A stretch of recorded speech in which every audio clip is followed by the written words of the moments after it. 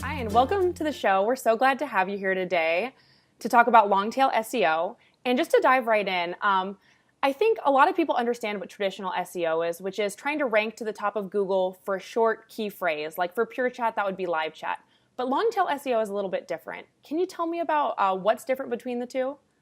Sure. So long-tail SEO, it's called that because if you look at a chart of number of searches, you'll have this group of searches that happen a little bit more often, 4 or 5, 10, 20 times.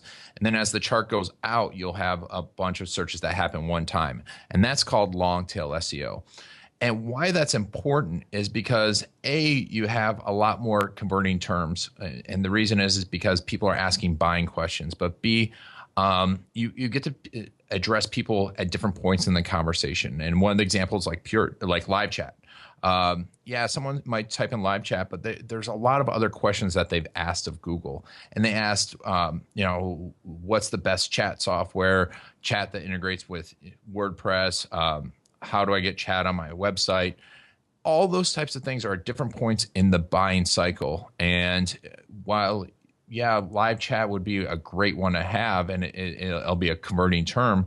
The more you answer those questions and the more you're there, the more authority you have, the more trust you build with someone, and the more they're seeing you. And if you're always there answering the question for them, well, when it comes time to actually buy, the choice is obvious to purchase or to retain your services or whatever you're looking to have them do.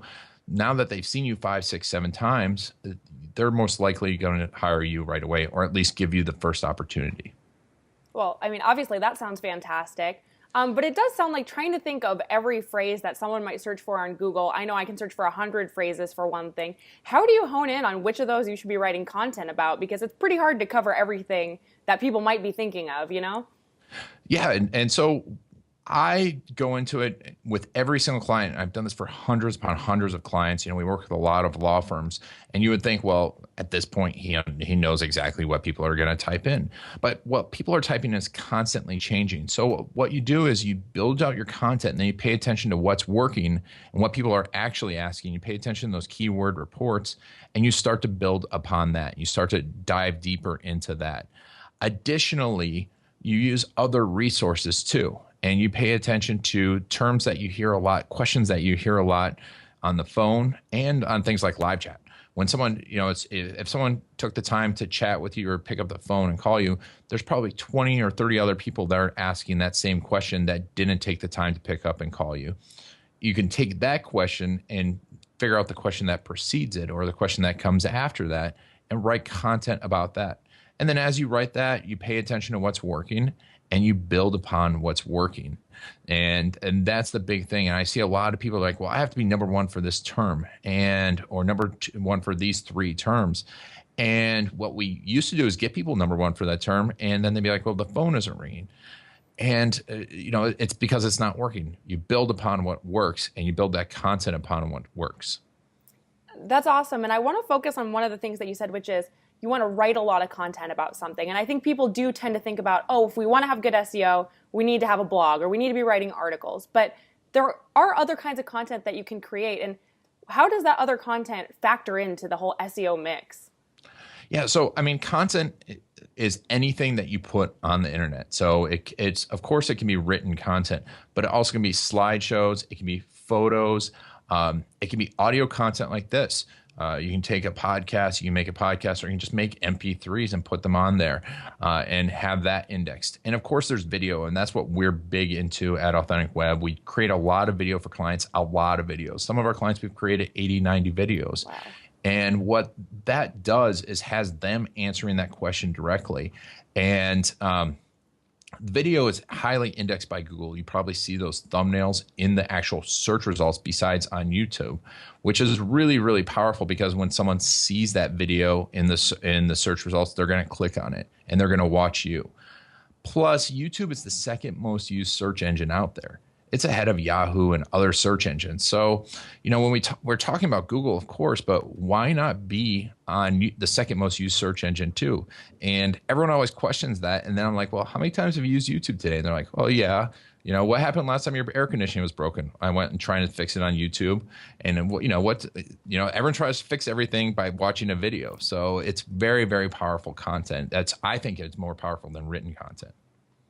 That's awesome. And I am curious though, like when people think about optimizing their content for SEO, this isn't true anymore, but at one time it was sort of like you load up an article with a bunch of keywords.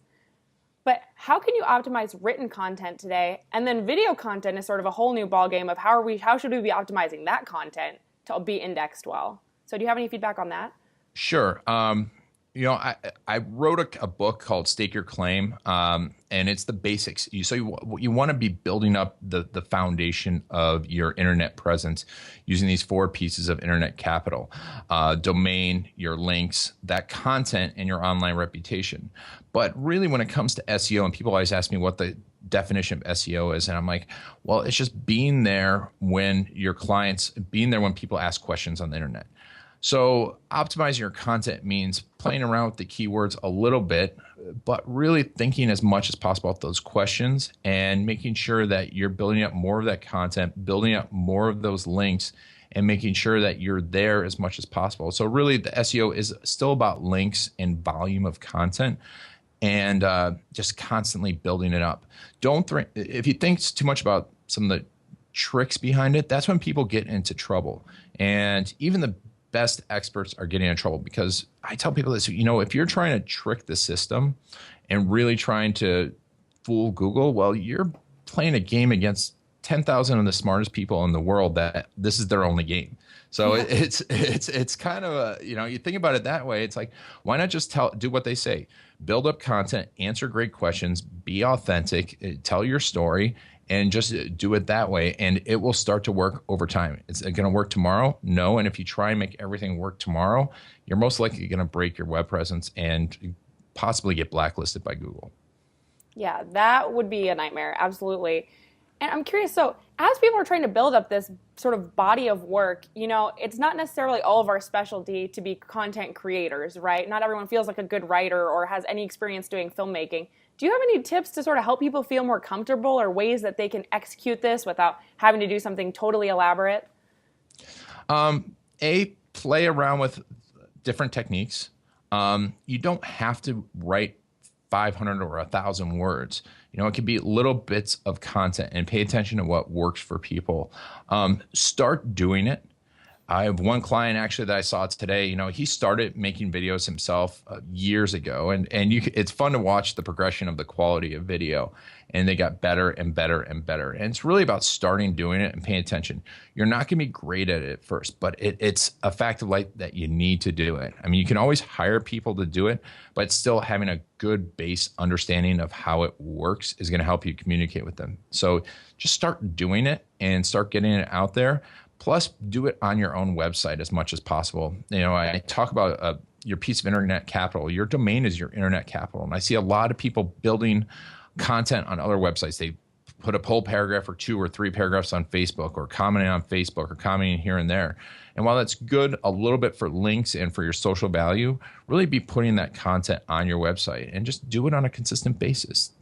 I tell people, 15 minutes a day. If you just put that timer down, 15 minutes, don't do more than that. Just sit there for 15 minutes. And over the course of a year, you'll have plenty of content. That's awesome. That's a great way to get started. And I do think, I remember when Facebook sort of started charging to have their posts show up to their audience. And I think that really hit home for a lot of people that built their audience over Facebook and realized, wow, I don't own this real estate. This wasn't mine. And now if Facebook wants to charge me for it, they can absolutely do that. So I think that's disappointing for a lot of people, but you're right. You need to stake your own claim in your domain. Yeah, it's so true. If you think about it as your piece of real estate, your domain, if you go on a Facebook, you're renting. You go on Twitter, you're renting. Well, at Twitter, at least you're not going to do a ton of content, but still, you're renting. And anytime someone can be like, you know what, you're out of here. So why spend that time renovating, all of Facebook when you can, renovate your house? It's like renting an apartment and spending $100,000 to renovate it when you could have owned a house. Yeah, absolutely. And speaking of content, you actually have your own podcast called the Dow of Inbound. I started listening to it last week, and it's fantastic. And in your first episode, you talk about entrepreneurs and how they have to accept this whole thing about not knowing. And I feel like for strategies that take a long time, not knowing is a big factor of that. So can you talk about that a little bit for us? Sure. It's one of those things as an entrepreneur and as people in general, we watch TV shows and we know the end of it, and we watch movies and we kind of know what's going to happen. And it's scary because, if you weren't an entrepreneur and you weren't a workplace, you're like, well, I knew I was going to get a check, et cetera. And I knew this was going to work. But really the things that work the best are the ones we don't know about. And if you accept that you're not knowing and just do things, you're going to end up in a great place. You know generally where you want to go and just start working at it and accepting it. You're also going to be able to pay attention if you accept that you don't know, like with the keywords. I accept when I go into a process, a job, that we don't know exactly what's going to work, but we start working and pay attention. So if I'm focused thinking, oh, I know what's going to work, and I'm looking for that, I'm going to miss the really big opportunity. And, when you bring up Facebook started one way and they paid attention and went the other way. Twitter, all of them, the way they really started is not the way that they succeeded. And they went into it not knowing and accepted what was working and what people were paying attention to. And that's when they succeeded. So you never know also when it's going to happen. So you just got to keep going. That's absolutely. And I like what you said, where they started is not where they succeeded. That is a really hard thing to remember, but I think is so true as we go through these sort of waves as entrepreneurs trying to figure everything out. So to tie things up, I want to just ask you one more question. If you were to give one bit of encouragement to the small businesses who are our customers, what would you say to them and what should they be focusing on?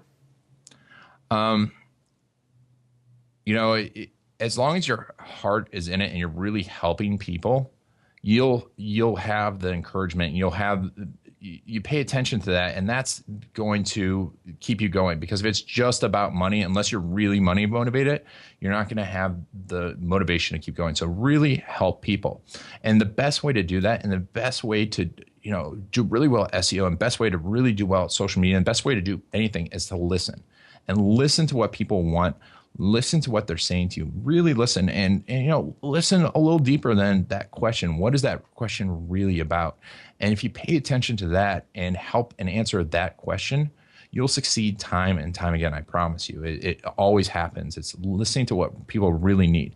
Because I tell people, we work, like I said, we work with a lot of attorneys. People don't want a criminal defense attorney. They want to not go to jail.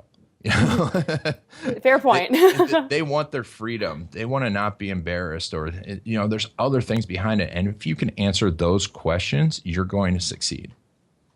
That's awesome. Well, Ian, thank you so much for being with us here today. I really appreciate you giving us all of this valuable info about LongTail SEO and just our web presence in general. Awesome. It was very much a pleasure, and I love doing it. So thanks for having me. Absolutely. Thank you.